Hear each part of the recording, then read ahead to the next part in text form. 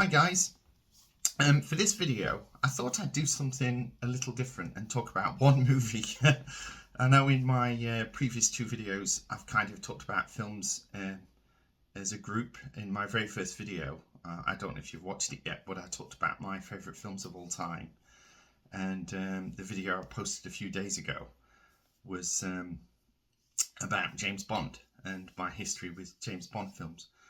And I think I mentioned in my channel introduction video that one of the types of videos I was going to do was talk about like undiscovered gems or hidden gems, movies that people probably aren't aware of, certainly not a massive number of people, and also films that what I'd call guilty pleasures that I like that not many people do.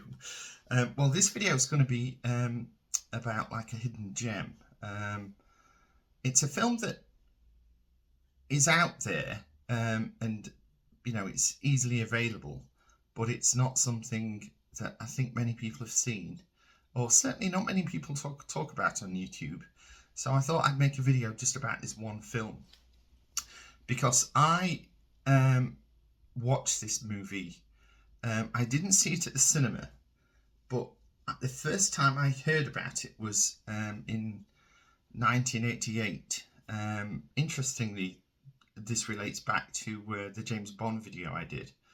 In that video I talked about how I bought a copy of The Living Daylights on VHS, and it was like £80 back in 1988.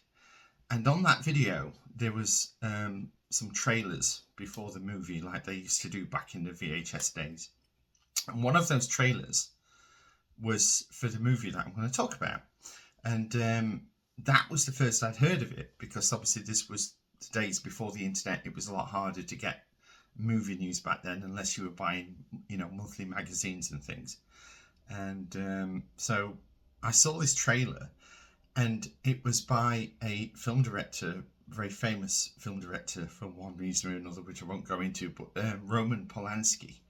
Now, he did a movie prior to this called Pirates, which is a film that will probably show up in one of my guilty pleasures, because I really like that film, and I know a lot of people don't.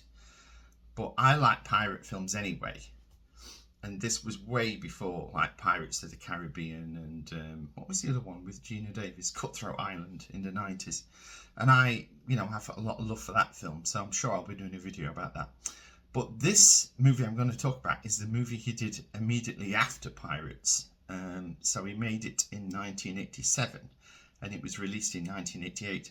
And one of the things that really drew me to it with the trailer was the main star, because at the time he was possibly one of the biggest movie stars in the whole world.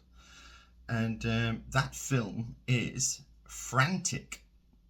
Now, I have it on Blu-ray, but I live in the United Kingdom, and as of recording this video, it's not available in this country, not as a singular release. So I ended up buying it as I found that it was available on a Blu-ray with another Harrison Ford movie called Presumed Innocent, which interestingly I haven't seen. I only bought this double pack for Frantic, and I haven't got round to watching Presumed Innocent. As I mentioned in my very first channel video, I don't normally buy movies that I haven't seen. I don't think it's just not how I work. I don't quite get why people would buy, you know, films that they've never seen. You know, they don't really know what they're getting into. It might be something that they absolutely hate, then they have to sell it again. But then again, you know, some collectors are like that. I have a lot of films, but all of my films I knew of before I bought them. I mean, if I was to be brutally honest, there's probably a handful that I hadn't seen when I bought them, but that was simply because they were big films that I knew I was going to like, but I just didn't get to see at the cinema when they were originally released. You know, so they are more like, one of them was, just to give you an example, there was a film that was released last year called The Creator, which was a science fiction film by a British filmmaker called Gareth Edwards. and I'd seen a lot of making of documentaries and clips on YouTube about that film, and I just loved the look of it. Gareth Edwards did Rogue One, which was my favourite of the recent Star Wars films, which wasn't a difficult task compared to the others that were released. And yeah, he made this film called The Creator. He filmed it in Thailand, and he did it on a surprisingly low budget, but it looks absolutely fantastic. That he seems to have a knack, that guy, of really getting maximum bang for the buck and, getting it up there on the screen. And if you haven't seen The Creator, I really advise you to watch it, because I can guarantee you won't have seen a science fiction film look like that. His use of the locations is absolutely amazing. And I hear that he's now currently filming the new Jurassic Park film with Scarlett Johansson. So when I heard he was going to be doing the new Jurassic Park, I thought, well, if The Creator's anything to go by in terms of how he uses locations, I'm sure this new Jurassic Park's going to be absolutely amazing. And he used to be a visual effects guy. I think that's how he started in the business. So, that's probably why his films look so good and he uses visual effects so well. Anyway, I digress. So, yes, Frantic. Roman Polanski. I'm going to try in this hopefully short video to try and encourage you to watch this film, and hopefully you'll get a lot out of it and you'll really like it. I am trying to develop my editing skills, so during the course of this I'm going to try and intersperse a few clips of various scenes, as I talk about them, to give you an idea of the feel of this film. One of the things I really loved about this film when I first saw it was it's set in Paris. The basic premise is that Harrison Ford plays a surgeon, and I think his name's called Richard Walker, Dr. Richard Walker, and he's visiting Paris with his wife to go to some sort of medical conference. And the movie has a really stylistic opening where they're both sat in a taxi, in the backseat of a taxi, entering Paris. And it mirrors the end of the film, where they're leaving Paris, sat in the back seat. But by the end of the film, both of them are in a very different state of mind, and it's a really good bookend to the film. How he uses the same kind of imagery, but they're in a very different place by the end of the film. Mentally, they're still sat in the back of a taxi like they were at the beginning. So they're a married couple, and the basic premise of the story is that they check into their hotel in Paris, and the first hint that something's slightly amiss is that when they're unpacking in the hotel room, he can't unlock his wife's suitcase. They're trying the combination of the keys that they have, but it just won't open. And they come to the conclusion that it's not their suitcase, that someone else has a suitcase exactly the same colour and model as theirs, and they've accidentally picked up the wrong suitcase at the airport. So I'm going to explain the plot to some detail, but I'm going to try and leave out how it plays all the way through, because I don't want to spoil it for you. So I'll tell you what I can, what happens fairly early on in the film. So basically what kicks off the plot and what sets it in motion is Harrison Ford is taking a shower, basically. And he's in the shower, and the scene is, this is probably the first clip that I'll put up, that his wife is answering the phone in the room while he's in the shower, because with the water he can't hear what she's saying. And you can see her through the shower door, and she's kind of explaining, something that, and he's saying, look, I can't hear you. And she walks out of frame, and that's the last time we see his wife for some time. And he comes out of the shower, and to begin with, he doesn't realise that she's not really there. And then, obviously if some time passes, and he realises that his wife has gone missing. So then Harrison Ford is kind of becomes a sort of amateur private detective throughout the film, as he begins to find out what happened to his wife. Where did she go? You know, she was in the hotel room, and you know, she just disappears. And it's a really good performance from Harrison Ford, because I think he round about this time he would have made Indiana Jones and the Temple of Doom, and then he kind of went on a little trilogy of, you know, more independent features. I think he made Witness immediately after Temple of Doom with Peter Weir, and then he made Mosquito Coast, which I think was also Peter Weir actually. And then we have Frantic, and they are very different roles, not the kind of roles that we're used to seeing him do. And that's one of the things I like about this film, is that the character that he plays, he's not the action hero that we expect him to be. He's very much out of his depth. And so to begin with, he goes to the French police and files a missing persons report for his wife. And they come across as quite dismissive, which irks him. And then he goes to the US Embassy and pleads for help there. And when he realises that he's not really going to get much official help, or things aren't moving quickly enough, that's where he starts to take things into his own hands. And his journey leads him into kind of the nightclub world of Paris. And it's there that he meets up with Emmanuelle Ziegner's character.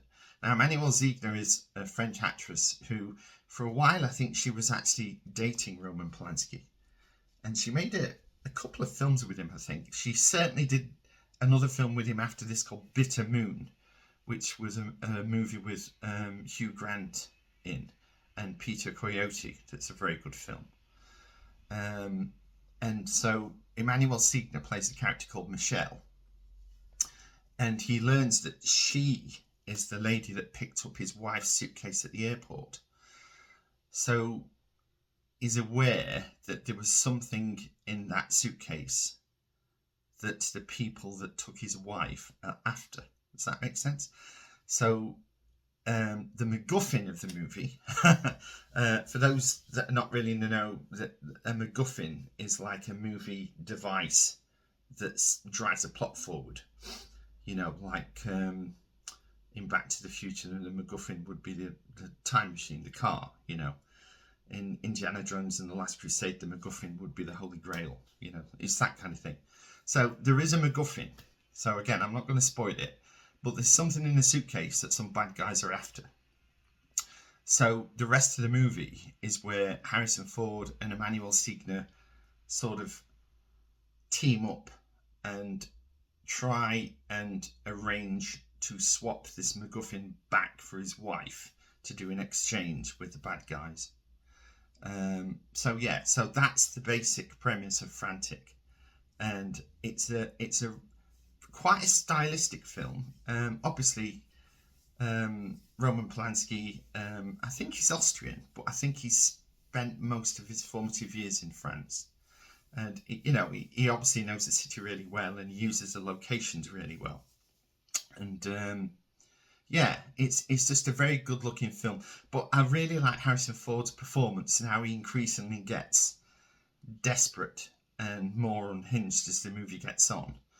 And there's one scene that I particularly like where he is catching up with the US Embassy because they have, you know, later on in the film, they get back to him to say, you know, we've investigated what you told us, and we think that, yes, you know, something serious is happening. And it's just how the conversation plays out on the phone. I'll try and put that clip in here, actually.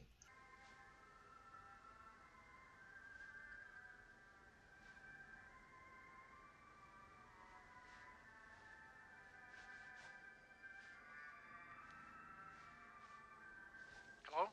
Yeah, doctor? Yes. Yeah, what number are you calling from? How would I know what number? I mean, I'm in a cafe of the Paris Midi. How do you spell it? How do you... With an S, for shithead! So, and the other scene in the movie that I really like, that has a very... For some reason, it always reminds me of like a Hitchcock movie. And it's a scene where he's trying to get into Emmanuel Signer's character's apartment, into Michelle's apartment. And earlier in the movie, she's explained to him that she hasn't got the key, that her roommate stole the key. So to get into her apartment, she has to climb in through a roof light. And there's a really good scene in the movie, possibly my favourite scene in the film, where he has to scramble across the rooftops to get into this apartment.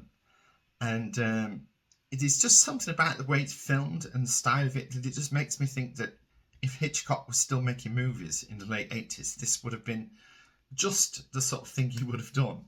And it's the way Harrison Ford plays it. He like takes his shoes off so he gets a better grip on the roof. And as he's scrambling around, he accidentally kicks his shoe, so his shoe like rolls down and you see it fall right down into the gutter. So for a while after that, he's walking around with no shoes on. And it's just really well done. There's lots of little moments like that just make it a really enjoyable watch. And I just love how it's the complete opposite of like the characters, as I say, we're used to him seeing. There's another scene where he's trying to act tough in front of these French detectives. And, when for once he's showing a bit of Indiana Jones, and shouting at them. And this detective just gives him a huge roundhouse kick and just completely knocks him out, and just he falls on his ass. And it's actually quite funny because you're just not used to seeing Harrison Ford, being dealt with in that way. It's really funny. So that is Frantic. Roman Polanski's Frantic, starring Harrison Ford. If you haven't seen it, I really do suggest that you go and watch it because it is a good film and it's aged really, really well. There's not much in it that dates it. There's a scene where they're in a nightclub and there's a Grace Jones track playing, and Emmanuel Signer's doing this dance in this red dress to this Grace Jones track, and she like drags Harrison Ford onto the dance floor. I find that scene a little bit cringy, and it is very 80s.